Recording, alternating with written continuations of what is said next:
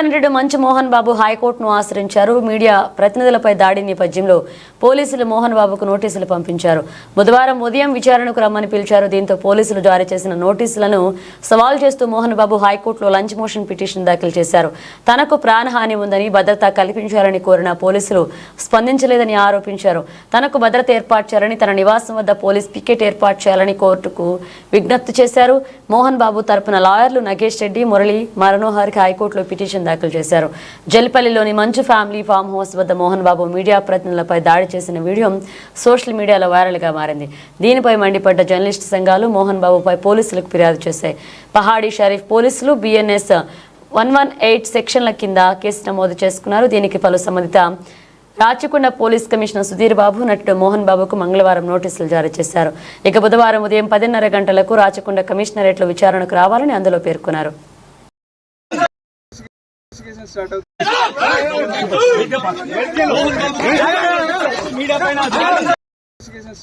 Investigation లో ప్రతి విషయం కూడా నిన్న దాడి జరిగిన తర్వాత మీరు అక్కడ ప్రాథమికంగా వెళ్ళినప్పుడు మనం కలెక్ట్ చేశారు సార్. నిన్న ఏం లేదండి సార్. డయల్ 100 ఫోన్ చేసినా కూడా పోలీసులు రెస్పాండ్ కాలేదని మనోజ్ మా వెహికల్ రెస్పాండ్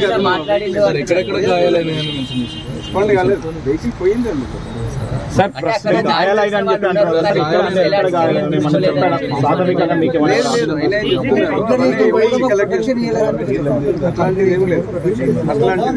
సీసీ ఫుటేజ్ ఎవరు మాయం చేశారనేది ఏమైనా అనుమానాలు వ్యక్తం ఆయన మన పేర్లు చెప్పాడు. వినయ్ మహేశ్వర్ అని మన పేరు, వినయ్ పేరు ఏమైనా చెప్పాడా? విజయ్ రెడ్డి అని చెప్పారు. విజయ్ రెడ్డి అంటే కిరణ్ వాళ్ళు ఏదో మాయం చేశారు. దాడి చేసిన వాళ్ళ పేరు కూడా ఏమైనా చెప్పాడు? వాళ్ళకి చెప్పలేదు.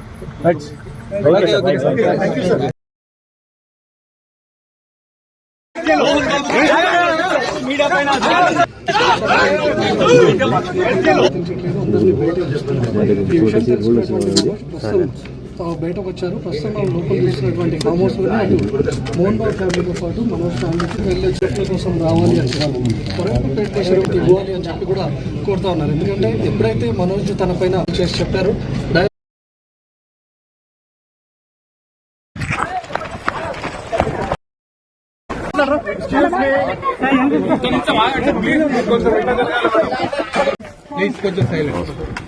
వచ్చి నాతో ఏం చేసినా నా భార్య వీరి చేయడం, నన్ను ఇంక్లూడ్ చేయడానికి, నా 7 నెలల పాపని ఇంక్లూడ్ చేయడం, నా బిడ్డలు ఇంట్లో ఉండగానే అలా బిహేవ్ చేయడం కాదు. ఈరోజు పోలీస్ దగ్గరికి నేను వెళ్ళి ప్రొటెక్షన్ అడిగాను. నేను మొన్న వచ్చి అడిగినప్పుడు మీకు అన్ని ఎవిడెన్స్లు ఇస్తాను. ఎస్ఐ గారు ఇక్కడి నుంచి వచ్చి నేను ఇస్తాను సార్ చూపించాను. కౌన్సిలర్లు అందరూ అభిప్రాయం దాంకుంటారని చూపించాను. అది నేను చూసి ఓకే సార్ మీ ధైర్యం అనేది మేము ఎక్కడికి వెళ్ళట్లేదని చెప్పి మాట్లాడి పారిపోయారు. ఇప్పుడు కానిస్టేబుల్స్ వచ్చి అందరూ నా మనుషులందరినీ భయపించి ఇప్పుడు వాళ్ళ పేర్లు తీసుకుని బెదరగొట్టి మా మనుషులను పంపించేసి వేరే బాడీ గార్డ్ లోపలికి పంపించున్నారు సార్. ఏం జరిగిందండి అసలు? గొడవలు ఎందుకు జరిగాయి? డిపార్ట్మెంట్ ఎందుకు వన్ సైడ్ తీసుకుంటున్నారు? కంప్లైంట్ తీసుకున్న తర్వాత వాళ్ళకి ఏ అధికారం ఉంది?